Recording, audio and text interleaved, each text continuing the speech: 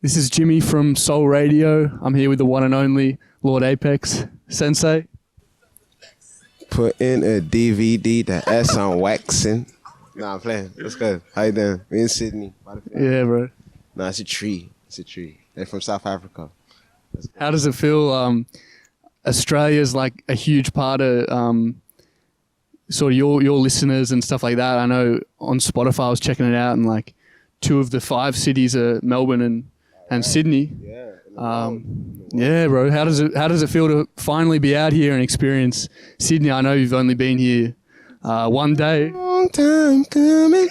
That's how it feels for real. Nah, I've been waiting for like literally a long time. I think Australia started to like take off for me in like 2012. So it's a long time ago.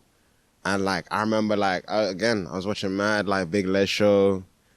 I marathon the whole shit, like the 4-hour video. First time I done acid. Bang the whole Big Les show. But then I used to watch this weird bro called The Bong Lord as well. And you know about The Bong Lord? Shout out to The Bong Lord. Like I used to like really just like early stoner days. I'm watching The Bong Lord. This bro would just do the rip shit. It's The Bong Lord, and I'm just like, yo. I'm low-key, I want to be Aussie. Like, I love Australia. Like, it's lit still. Nah, I fuck with Australia a long time. Again, so I've been waiting to come here for like 10 years, bro. So I'm just glad that we fucking done it and had an amazing show. And now we in front of these pretty-ass trees. Jacarandas. It's cool, bro, because I guess like your music's so universal. Like you're tapped in with so much US stuff, and that was obviously like a big part of your influences and stuff like that. And I feel like for you, bridging the gap all over the world seems to be a huge thing. Like you got the latest project, Where's Your Feet, with L Leaf Beats. How does it feel to sort of keep bridging the gap and going across the world and linking up with artists all across the world? It's a blessing. Every time it happens again, you kind of got a question and be like, yo, like I'm like, every time something new happens, I'm like more thankful than I was yesterday. You know what I'm saying? Because I'm like, this purely got to be like some special shit for me to keep doing it and keep being successful at it. Because it doesn't mean that just because you do something, it's going to work. So the fact that the thing does keep working, but it's working on a natural level as opposed to me having to like force it. And like some people, again, I'll be honest, because I like wear my heart on my sleeve. I'm not an artist that wakes up and I'm putting in 1,000% into doing this music shit every day. Because sadly, I was like naturally gifted just to be great at writing. So when I do put it 100, that's when it gets scary for people. As I'm doing right now on this trip, you feel me? I wrote mad songs on the flight. We recorded some shit in the hotel room. And I performed the fucking show. Now we out here with the people. Because I'm putting in 100. So now it's scary season. It's beautiful. But I say all of that to say I'm just very blessed and thankful to be in the position I'm in. But I will not take away from the work that the 16-year-old me done for 10 years to get into the position I am in. Yeah, the Tino Vintage who was releasing tracks on SoundCloud and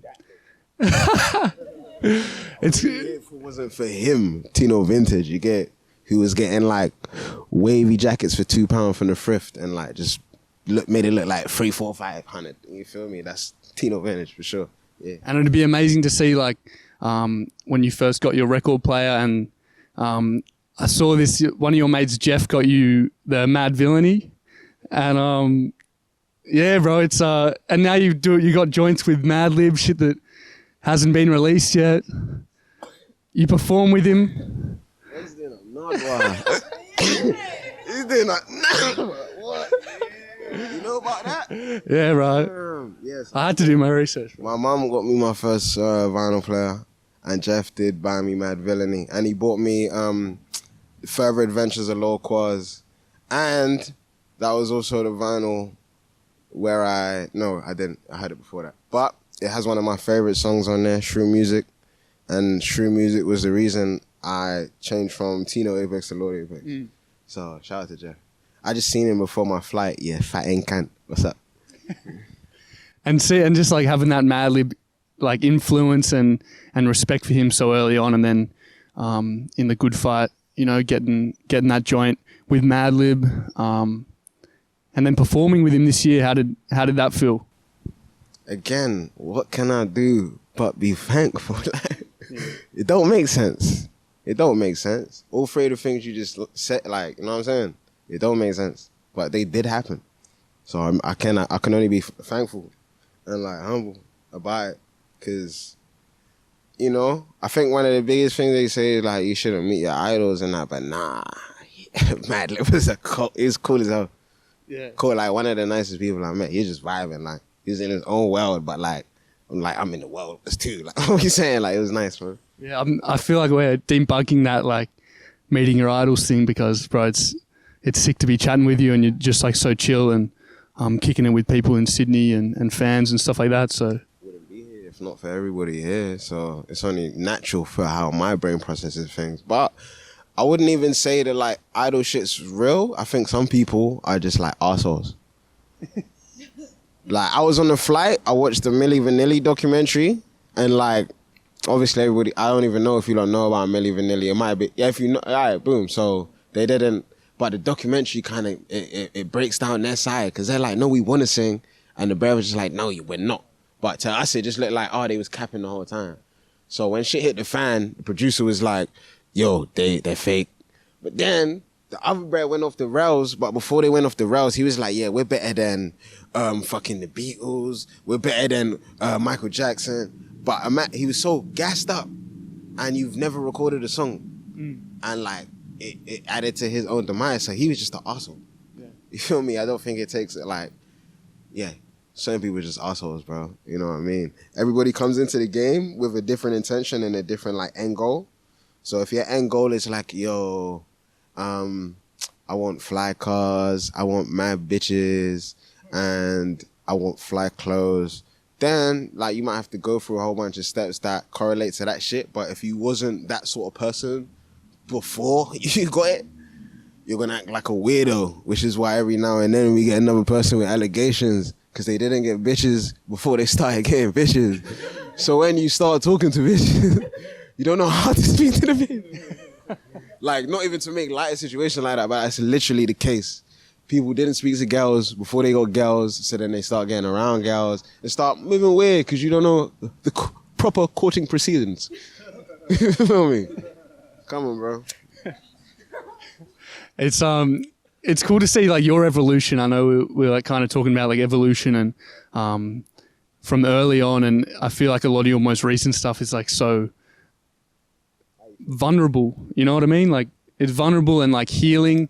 And when I was listening to Where's Your Feet, it made me motivated, like almost a healing thing for me. You know what I mean? Like, and it's just cool to see that evolution. Not to say that music wasn't like that early on, but it's just like feels so open and just all part of like that evolution. As I said, bro. Nah, it's Sometimes I listen back to some of my old songs and I'm like, damn, like, why was you so sad, bro? Sat down and I listened to some songs and I'm like, damn, you was mad emo that day, like. So again, now I'm in a space where I just want to like make music to like motivate. You know what I'm saying? Again, even when I was doing this sad shit, again, I'm just minding my business, not thinking the music's gonna go nowhere. Music's just a therapy for me. So me speaking on a sad day is like speaking on a happy day, because you should like express every emotion. But if now all of your shit compiled just is like sad emotions, you just come across as a sad guy. So now I'm trying to get and like express more emotions sonically across the spectrum. So, I got £10,000 check today. Let me make a song so you know what that feels like. Like, like I just broke up with so-and-so. Let me make a song so you know what that feels like. Or, a family member just passed. Let me make a song so you know what that feels like. And because you might not know how to express that because there's so many levels of grief. So, no matter what I'm going through, I try to make some shit that personifies that musically, you know? Yeah. Bro, I'll end it at that, and I know you'll kill it for the rest of your Down Under tour, and I appreciate you taking the time, you know what I mean? And it means a lot to me, bro. What's the channel? What's this? It's called Soul Radio. Shout out Soul motherfucking Radio. It's Lord Apex live from Sydney. Go read a fucking book, man. Appreciate it, bro. Love it, bro. Thanks so much, bro.